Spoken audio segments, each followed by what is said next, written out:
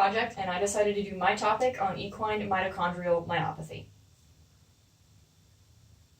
So myopathy is essentially a disease of the muscle tissue, and it causes an inability or deficiency towards exercise tolerance.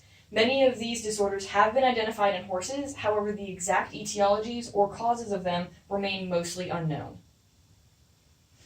So just a little background on this specific myopathy, it's one of the very few in which the direct etiology for horses has been specifically identified.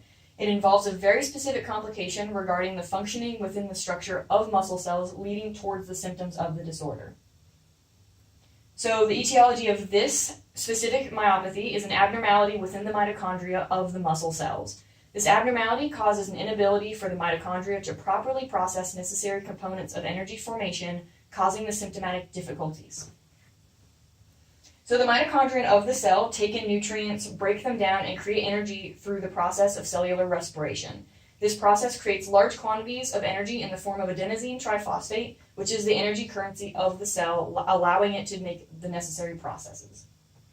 So the specific mutation of the mitochondria is a deficiency of the complex 1 respiratory chain enzyme. So the foldings of the mitochondria are called cristae, where this process takes place, and they have very bizarre and distorted formations leading toward the disorder. This is a photograph of the respiratory chain, and as you can see with the layout of the complexes, having a deficiency in the very first one causes a great disadvantage for the rest of the chain, as it causes the rest of the energy to not be able to be processed or created. So the first recognized case of this disorder was in a 3-year-old Arabian mare who had normal muscle mass, normal appearance, and completely normal routine testings and examinations. However, after only a very few minutes of exercise, she was very exhausted and very stiff. So they did a little bit of exercise tolerance testing for this mare. She had very shortened stride, profuse sweating, shifting lameness, muscle pain, as well as coming to a complete standstill from lack of wanting to move forward.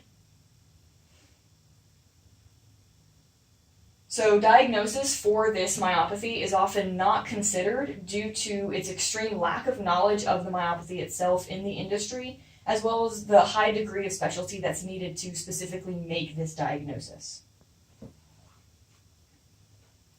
So the diagnosis involves the exercise testing like they did with the mare, muscle biopsies, direct examinations of the mitochondria, as well as measuring the very specific mitochondrial enzyme activities within the respiratory chain. So this is a graph, and the black line is actually a study from the mare that was done. The red line is from a normal horse, and as you can see, there are very exponentially increased lactic acid productions within the mare after only a very short amount of time compared to a regular horse. This is also a biopsy of one of the areas of her muscles, and it was stained in order to better see the different cells and their structures, and these darkened areas are actually the deficient mitochondria, which led to her symptoms and disorder. So the recognition and severity of this specific myopathy, the recognition depends entirely on the severity of the disorder. As long as you have enough mitochondria doing their proper jobs and processes, then the disorder can pretty much go completely unnoticed. So the pathophysiology, the mutations occur either spontaneously or they're inherited maternally through genetics, and the degree of the mutations can vary very significantly in specific muscle areas in a sole patient alone.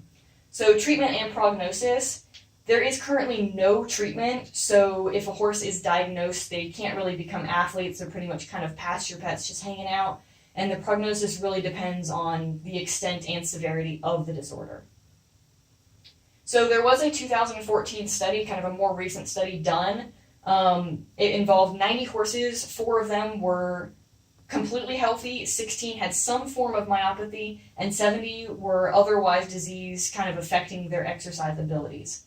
So 4 of these horses didn't fit into any known categories for myopathy, so they did a little bit more studying on them, and their mitochondria also came up abnormal. They involved more distortions of the cristae, as well as the mitochondria themselves having weird formations in different sizes. So this study doesn't really lead toward a definitive answer for mitochondrial myopathy. The study itself did say that more tests had to be performed. However, it does lead to a higher awareness in the industry itself of this disorder, as well as more studies being done. And here are my resources.